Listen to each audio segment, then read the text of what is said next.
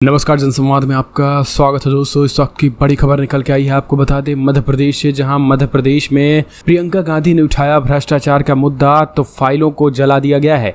12,000 फाइलें जलकर खाक। घटना के बाद कांग्रेस ने कहा ये शिवराज सरकार जाने की आहट के डर से भ्रष्टाचार की फाइलों को जलाया गया है। गंभीर आरोप लगाए हैं प्रियंका गांधी। हम आपको दिखाएंगे कि कैसे प्रियंका गांधी ने घोटालों की लिस्ट दिखाई थी।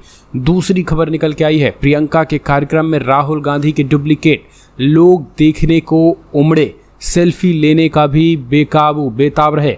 तीसरी खबर निकल के आई है, प्रियंका गांधी ने दिखाई मानवीयता। प्रियंका गांधी जो है वो भी हम आपको बताएंगे। इस बीच बड़ी खबर निकल के आई है अगली दोस्तों, बिग ब्रेकिंग, जहां दैनिक भास्कर ने खुलासा कर दिया है शिवराज ने जलाए घोटाले के सारे सबूत। कांग्रेस ने किया एक एक करके खुलासा, ये भी हम आपको बताएंगे। इस बीच बिग ब्रेकिंग निकल के आई है, जहां सतपुड़ा भवन में लगी आग को चिंताजनक बताया है।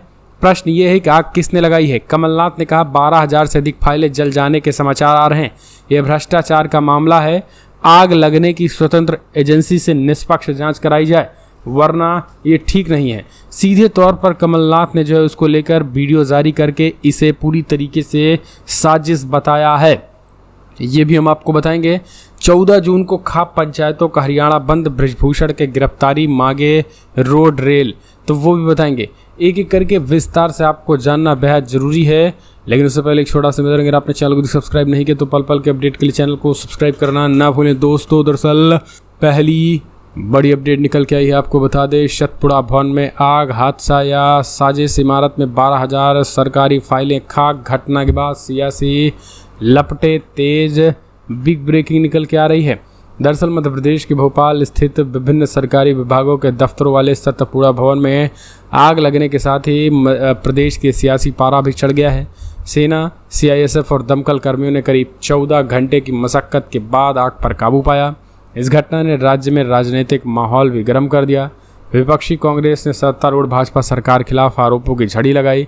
वहीं 6 मंजिला इमारत में लगी इस घटना की आग में 4 मंजिलों पर करीब 80% हिस्सा जल गया। इस आग में करीब 12,000 फाइलें जलने की बात कही गई है। बता दें सतपुड़ा भवन में आग लगने की वजह ये कोई पहली घटना नहीं। इससे पहले दिसंबर 2018 में भी सतपुड़ा भवन में आग लग गई थी। मुख्यमंत्री शिवराज सिंह चौहान ने आग के प्रारंभिक कारणों का पता लगाने के लिए कमेटी बनाई है।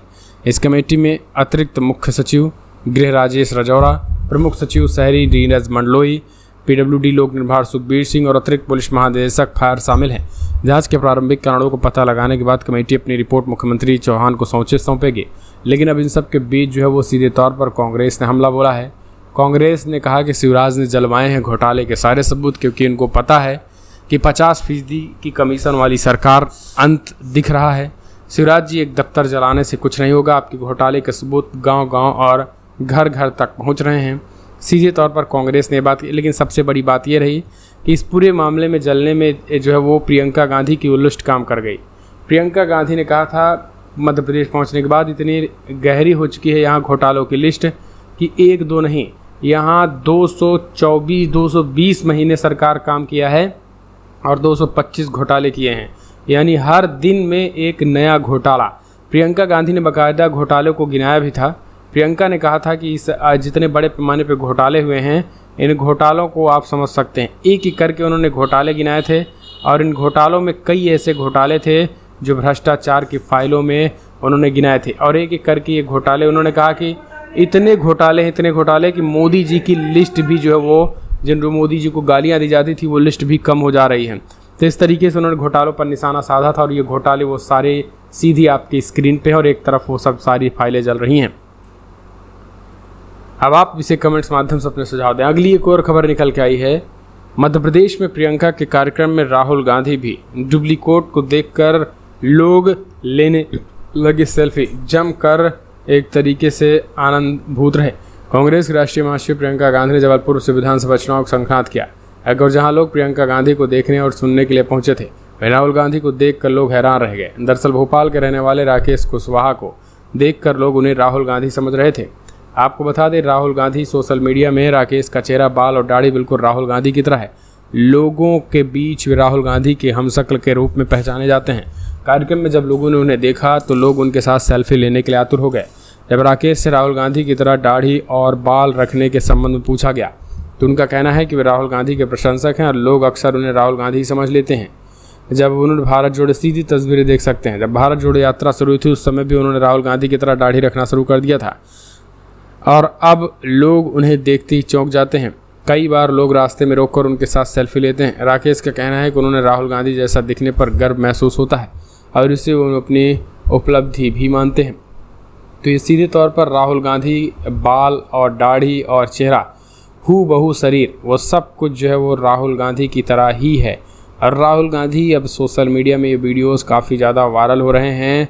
वहीं प्रियंका गांधी ने जबलपुर में अपने संबोधन में शिवराज सरकार पर हमला बोला। राहुल गांधी प्रियंका गांधी की नज़र जो इन पे नहीं पड़ी है, लेकिन अब जरा इनको देख लीजिए आप।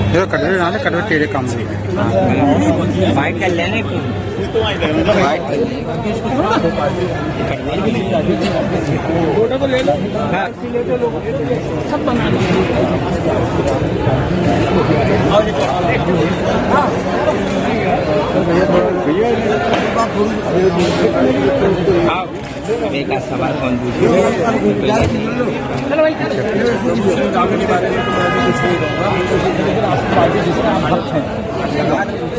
देखिए, ये तो भाजपा का प्रचार है, भाजपा का प्रचार।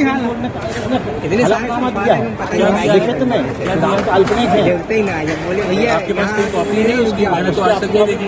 आपने नहीं देखी? सुप्रीम कोर्ट का हम निकलवा के आपको दिखाते हैं। नहीं, मुझे व्हाट्सएप करिएगा मेरे नंबर। हाँ, तो चीज़ नहीं देखी है। ये सवाल हमने आपसे गलत कर दिया। आप उसका अध्ययन करना और आप अपनी पार्टी के लोगों को समझाइए। नहीं, आप मुझे भेजिएगा, आप मुझे भेजिएगा। अगर आपने ये प्रश्न किया तो उत्तर आपको अच्छे तरीके से दे पाऊंगा। जल्दी लो। अगली एक और अपडेट निकल के आई है, बिग ब्रेकिंग। अब प्रियंका गांधी ने किए 5 वादे गारंटी के साथ पूरी किए जाएंगे। कमलनाथ ने इस बात को कहा है और कमलनाथ ने कहा है कि हम पूरी तैयारी के साथ इस चीज़ को करेंगे। ये एक और भ्रष्टाचार का उदाहरण है। ये क्या आग लगी या आग लगाई गई? प्रश्न ये है किस तरह 12,000 फाइल, अभी तक तो बोला है कि 12,000 फाइलें जली हैं, पता नहीं कितने हज़ारों फाइल जली हैं। उसका क्या लक्ष्य था, क्या उद्देश्य था? ये एक बहुत बड़ा भ्रष्टाचार का मामला है और इसमें पूरी जांच होनी चाहिए, स्वतंत्र एजेंसी से जांच होनी चाहिए। सर, आपको इसमें प्रधानमंत्री को एक बार होना पड़ा, बाहर से सेना बुलानी पड़ी, तो इनकी तैयारियों पे कई बार उसके पहले भी लग चुकी थी, बार बार लगती है। इनकी तो किसी चीज़ की तैयारी नहीं है, केवल तैयारी इनके पैसे बनाने में। खबर निकल के आई है 14 जून को खाप पंचायतों का हरियाणा बंद, बृजभूषण की गिरफ्तारी मांगी, रोड रेल फल सब्जी सप्लाई सब बंद, पुलिस ने यौन शोषण के सबूत मांगे। दिल्ली पुलिस ने भारतीय कुश्ती संघ WFI के पूर्व अध्यक्ष बृजभूषण पर आरोप लगाने वाली 2 महिला पहलवानों के यौन शोषण के फोटो और ऑडियो वीडियो सोशल मीडिया पर सबूत मांगे गए हैं। दिल्ली पुलिस को इन केस में 15 जून तक कोर्ट में चार्जशीट पेश करनी है। रविवार को खाप प्रतिनिधियों की जनता संसद ने 14 जून को हरियाणा बंद का ऐलान कर दिया। इसी दौरान हरियाणा में रोड व ट्रेनों के अलावा दिल्ली के दूध सब्जी की सप्लाई भी बंद कर दी गई है। उन्होंने बृजभूषण की गिरफ्तारी की भी मांग की। तो सीधे तस्वीरें दोस्तों आप देख सकते हैं, जहां किसानों का आज भी आंदोलन जारी है और सब कुछ जो है वो फिलहाल विफल होता नज़र आया। यानी अगर सब कुछ का मतलब ये है कि यहाँ पर बड़े पैमाने पर जो है वो लोग विफल रहे, खास करके अब बड़े पैमाने पर जो बातचीत होती थी वो बातचीत नहीं हो पाई है, सफल नहीं है, खास करके खट्टर सरकार से। तो किसानों का आंदोलन जारी है। अगली एक और अपडेट निकल के आई है, कोविन पोर्टल से 100 करोड़ लोगों का पर्सनल डेटा लीक, भड़के मल्लिकार्जुन खड़गे। एक गैर जिम्मेदार मोदी सरकार बताया है, कहा कोविन डेटा लीक पर चाहे जितनी भी लीपापोती करें, 3 बातें साफ हैं। जनता का निजी डाटा सुरक्षित नहीं।